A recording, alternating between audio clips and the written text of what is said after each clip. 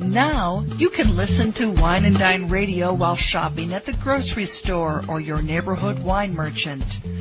Wine and Dine Radio can be heard using your wireless internet on your cell phone. You're listening to iWineRadio. iWineRadio is a production of Food Tastes Better with Wine on the web at iWineRadio.com. Hey guys, I thank you for listening to iWineRadio, and we are still the only wine channel on iTunes Radio. If you go look under iTunes radio icon and scroll down to News and Talk Directory, and it's listed alphabetically, click on that and the stream comes up immediately. iWineRadio.com, where you can find links to individual guests. And if anyone's interested in advertising or becoming an underwriter or sponsor, please contact us at iWineRadio.com. We really, really appreciate your support. The more support we get, the more conversations I can have with fascinating people around the world, including you. If you have a story to tell that you'd like to share on iWine Radio, go to iWineRadio.com and contact us, and we'll go from there.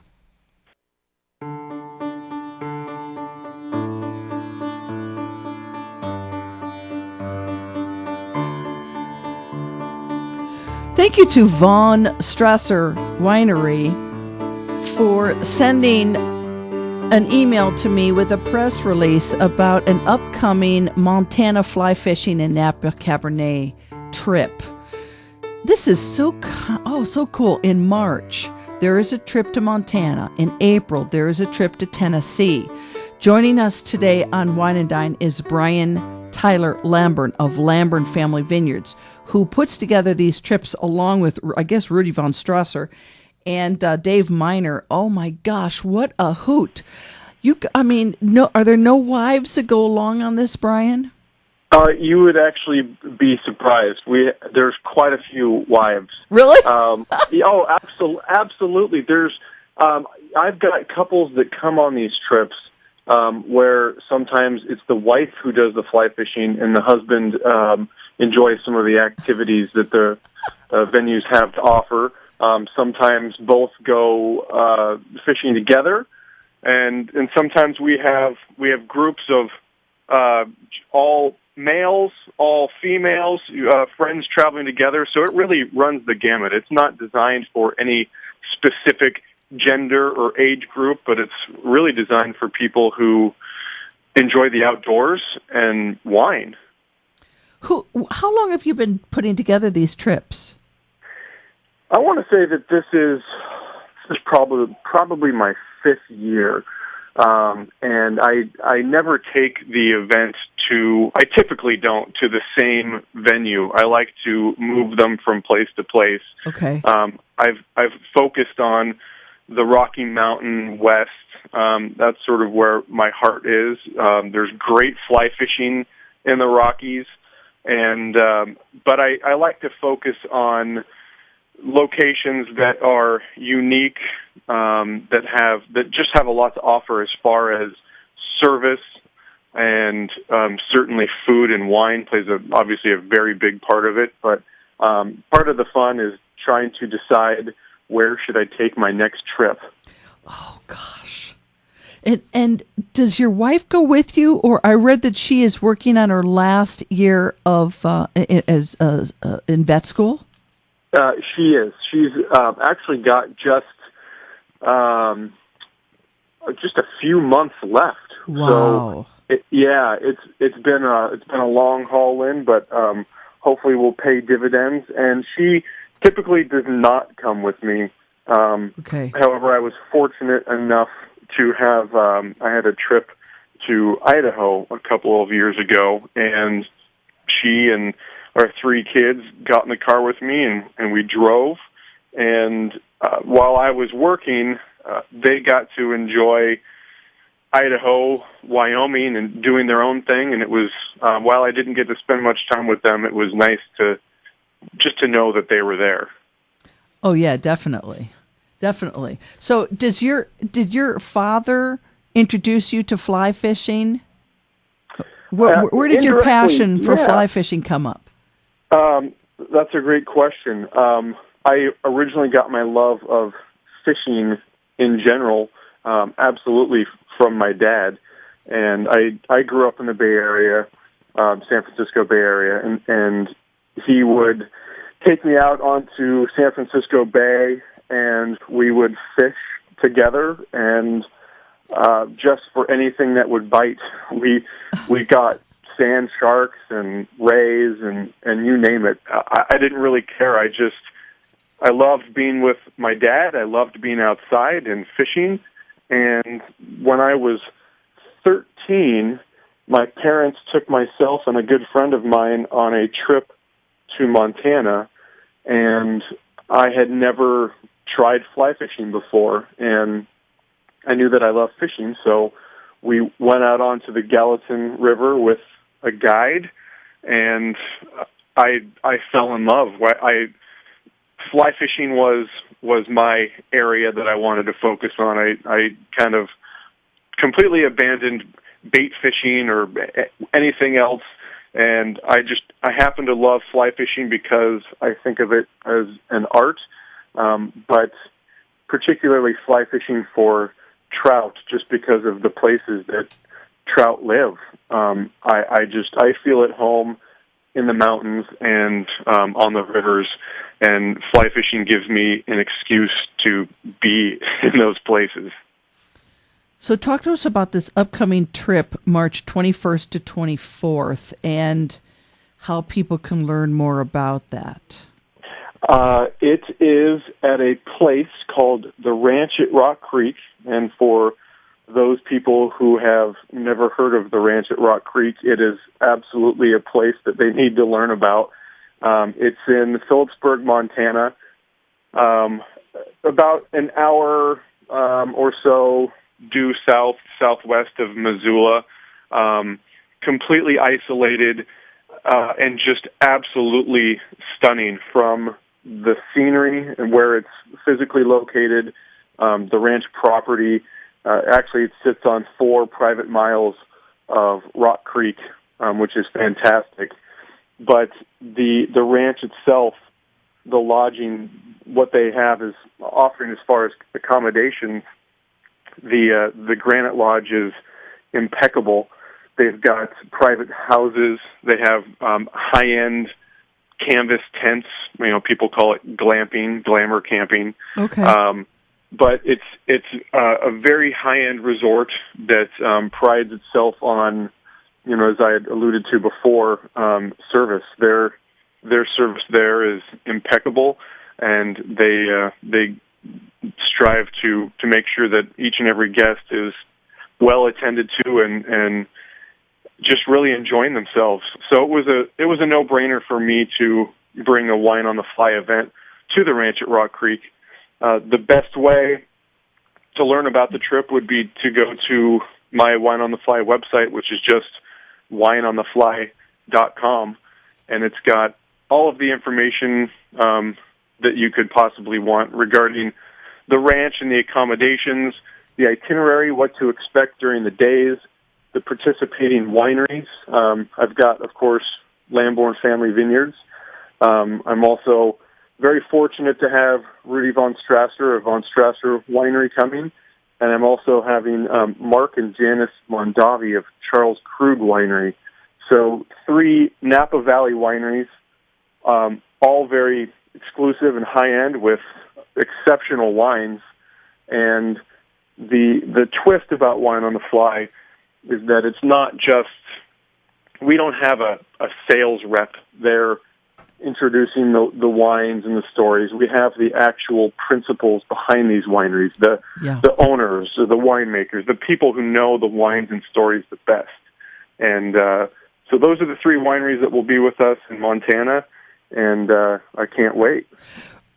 Brian, does the chef use the trout that's caught during the day as the focus for the dinner at night, or no?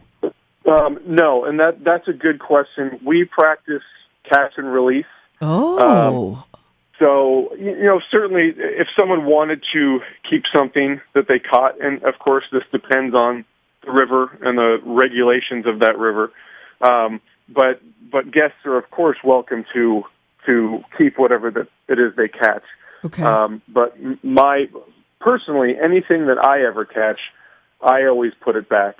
And my experience has been from all of the events that I've had, that's the same sentiment of all the other guests. It's all for the sport of it, and returning the fish back to their natural habitat. So the menus are designed by the chef, and each meal, we always offer multi-course meals.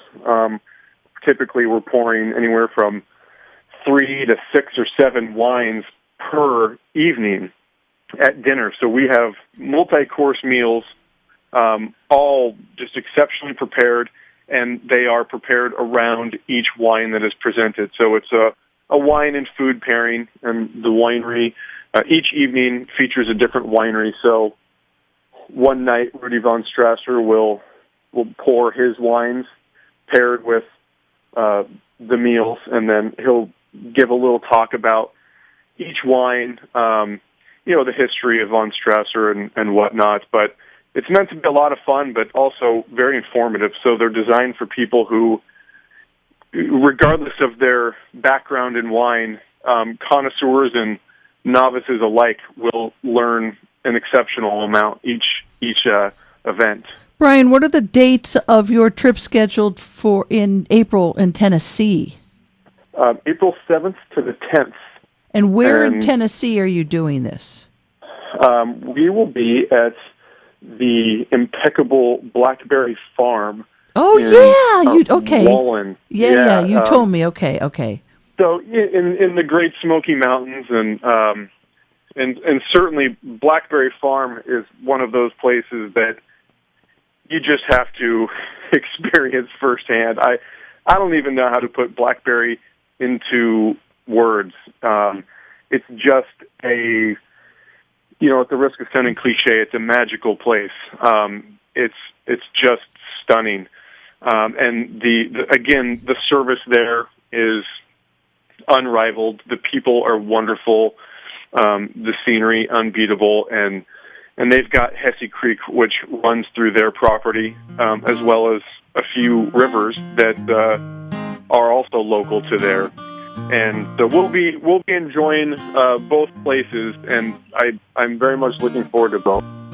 Okay, Brian's going to stay with us for the last course on this week's Wine and Dine. We're going to be right back to continue with Brian Tyler Lamborn of Lamborn Family Vineyards on top of Howell Mountain in Napa Valley. You're listening to Wine and Dine.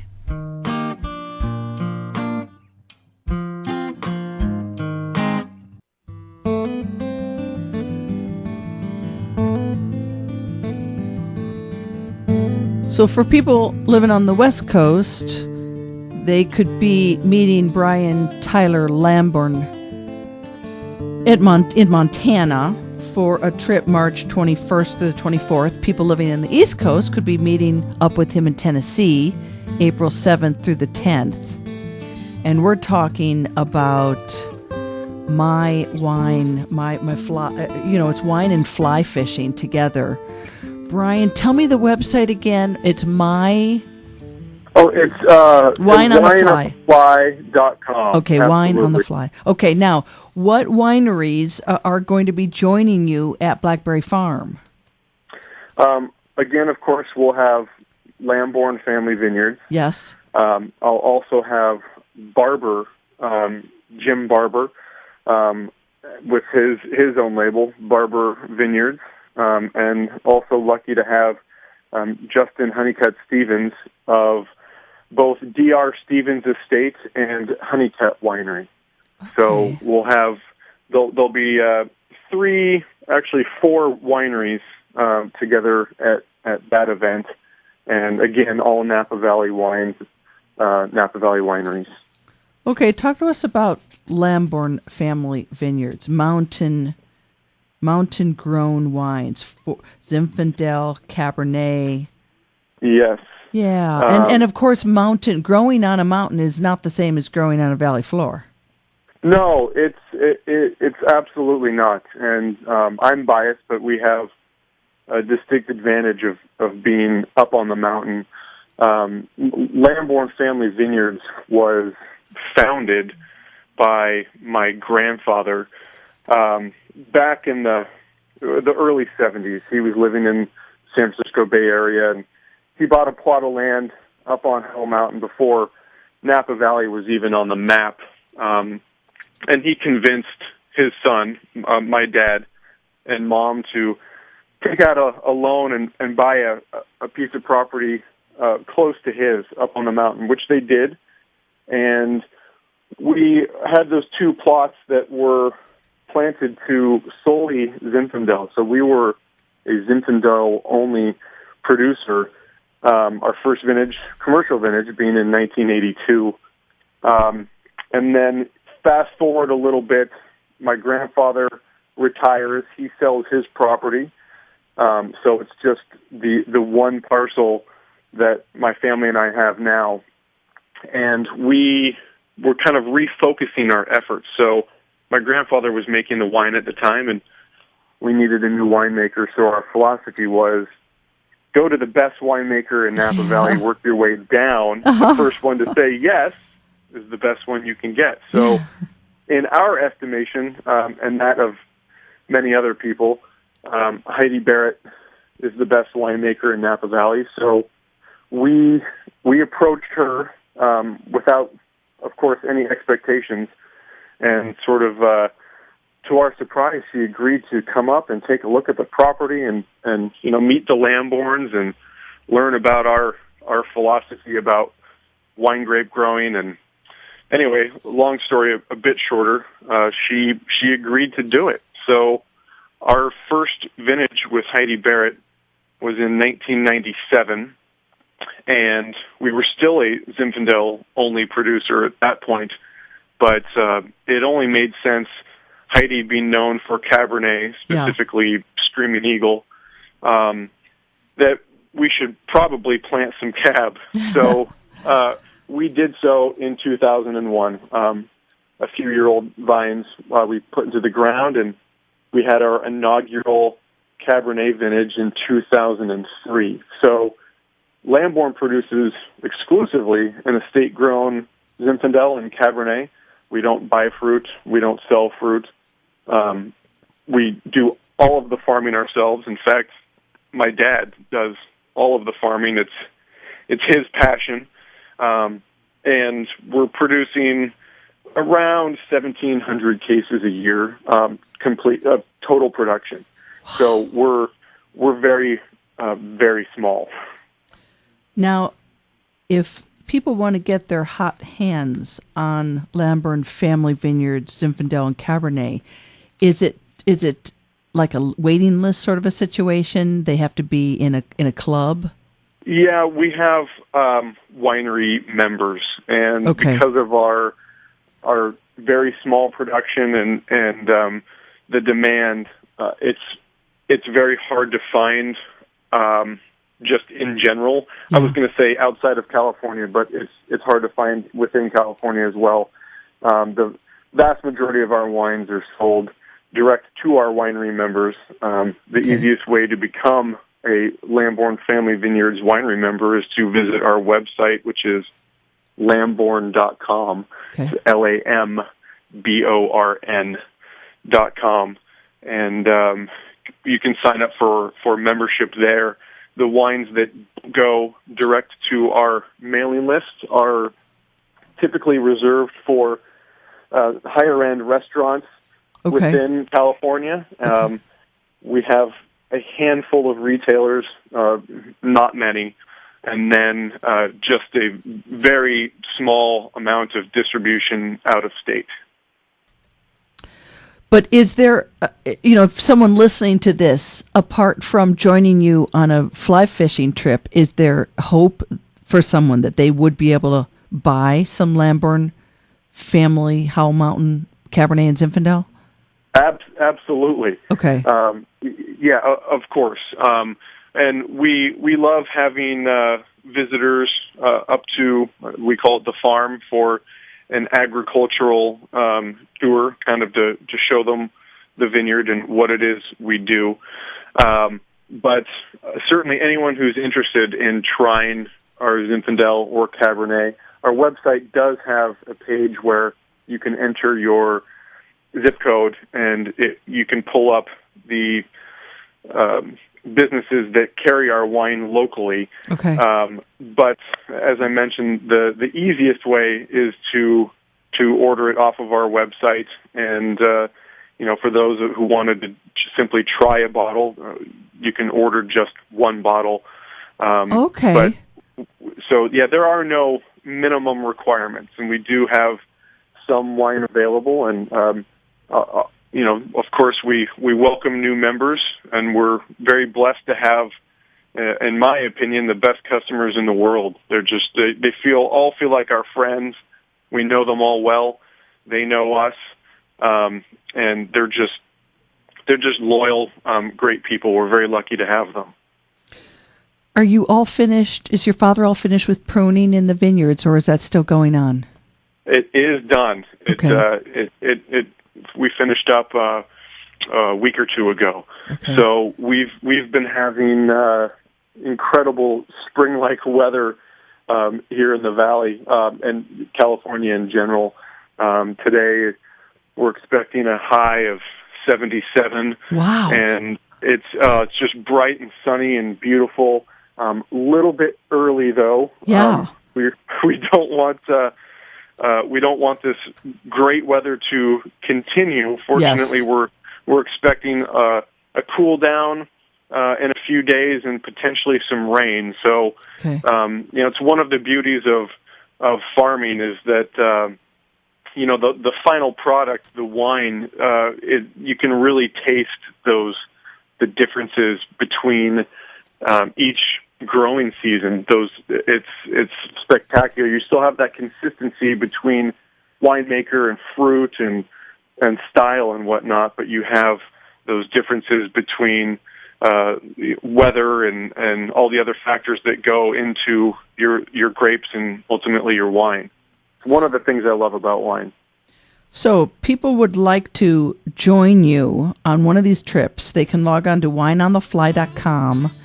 And, of course, the Lamborn website. We'll have links up to both. And I would imagine, Brian, if there are any other additional trips, once people find out about the website, they could kind of get on a mail list or an email list.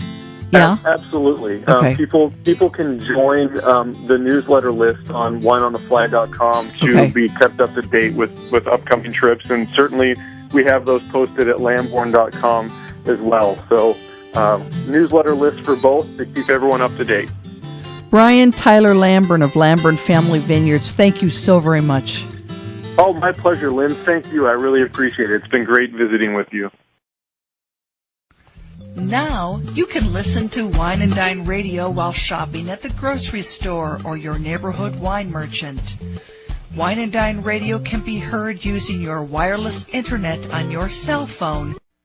You're listening to iWineRadio.